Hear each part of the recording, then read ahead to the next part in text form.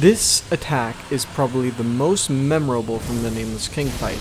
I'm sure practically everyone, including myself, had experienced it just about like this on the first playthrough. You're still trying to get some space from the king, or you're mashing away at him.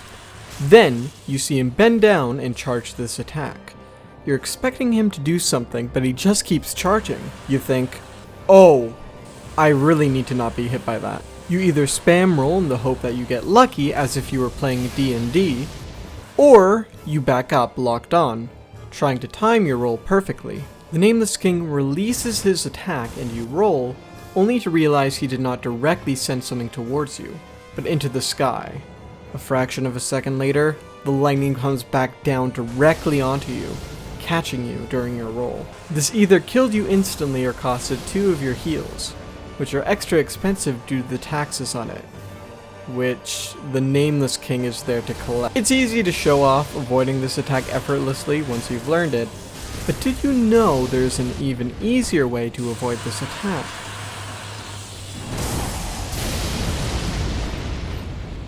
So, you know how in this fight it can feel like the camera is your worst enemy? Well, actually I'd say it's your best friend. So yes, you can literally avoid this attack by looking away. You can even be stupidly close, and as long as he's not well into your camera, it will just strike his feet. It's really weird as it can still miss when he's mostly in your camera, but he's still on the edge.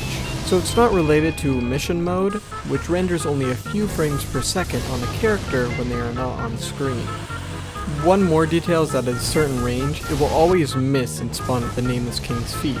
This seems to be around the default lock-on range, but increasing my lock-on range doesn't seem to affect it. Now, does this have a reason to work like this? Could this be related to the lore? Fadi, please enlighten us. No! This is a glitch.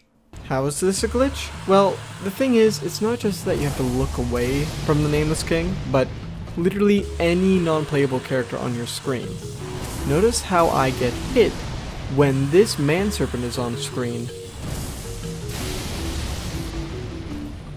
but when both him and the Nameless King are off screen, it can't hit me. This is very strange behavior. To get to the bottom of this, I decided to look into the bullets responsible. Bullets are the game's internal name for basically any kind of projectile, including these fellows. The attack is actually composed of 2 projectiles. The first is invisible and instantly spawns on its enemy, and the second spawns on the expiration of the first bullet, a 20th of a second later.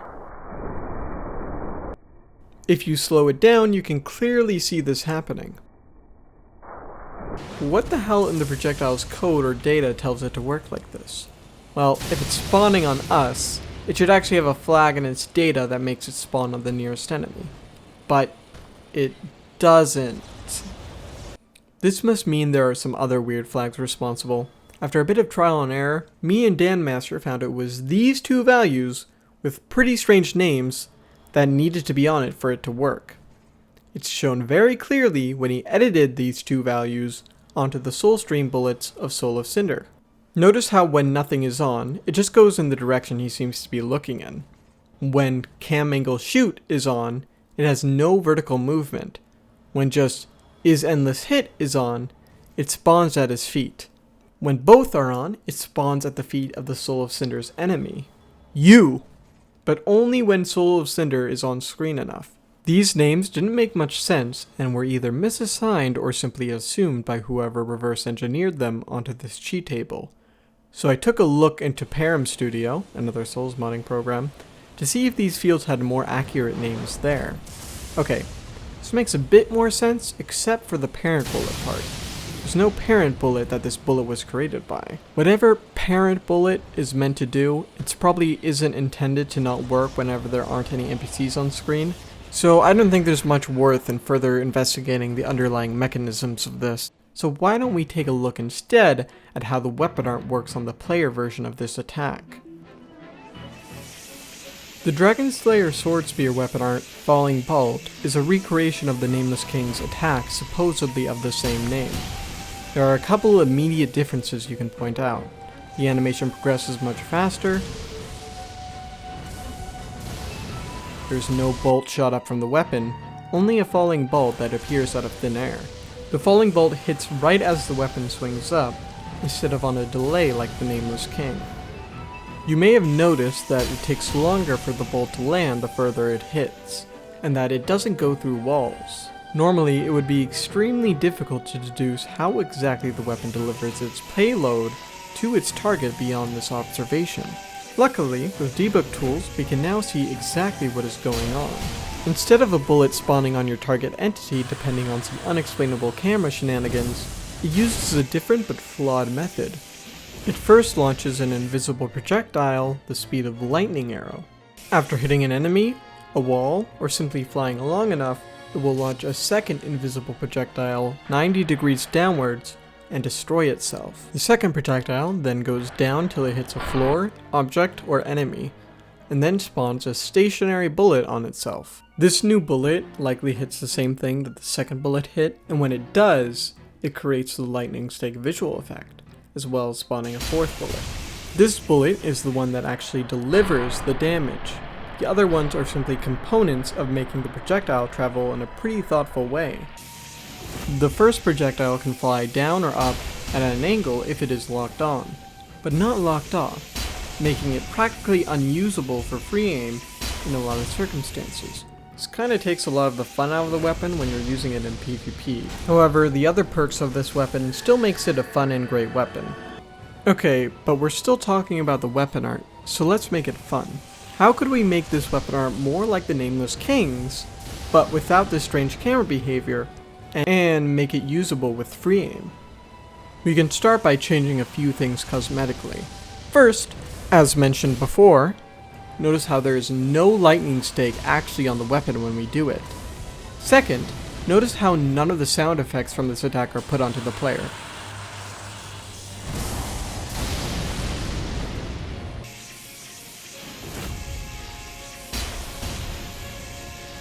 Let's fix both of those and see what we get.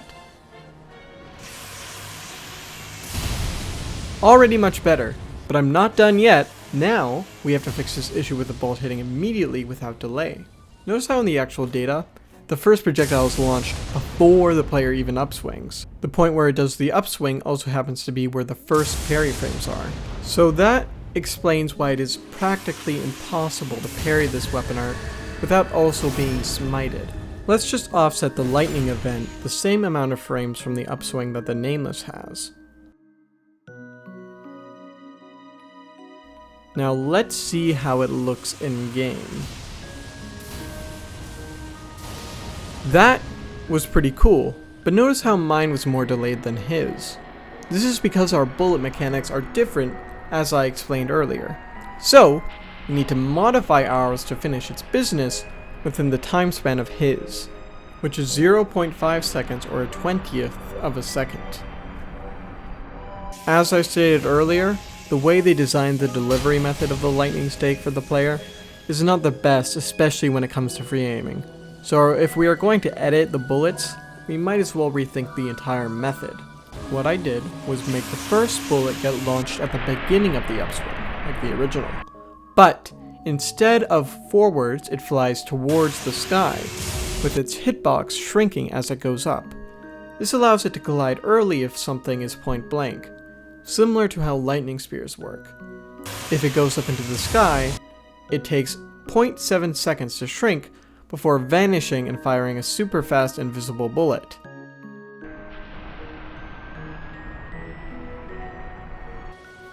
Which is aimed at wherever you are aiming your camera, vertically or horizontally.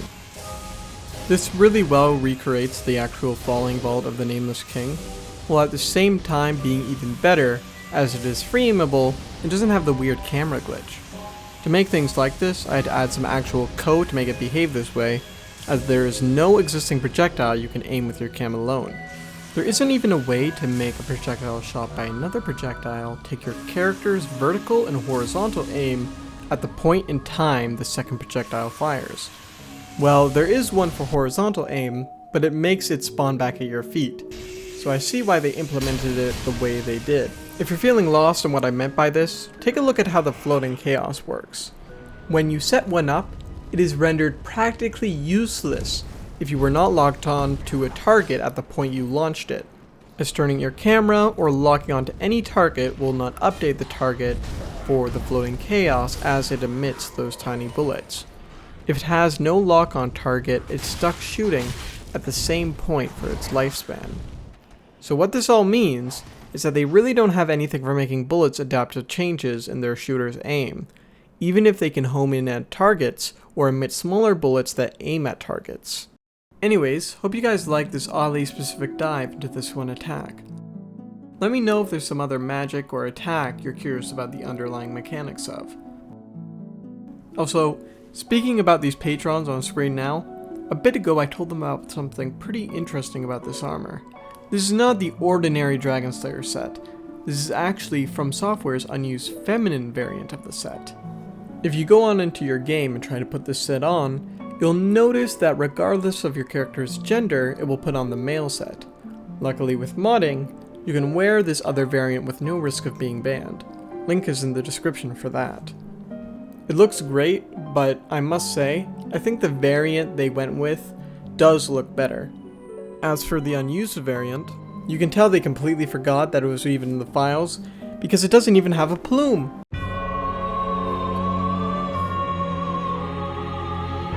Sorry, I should have warned you before showing that.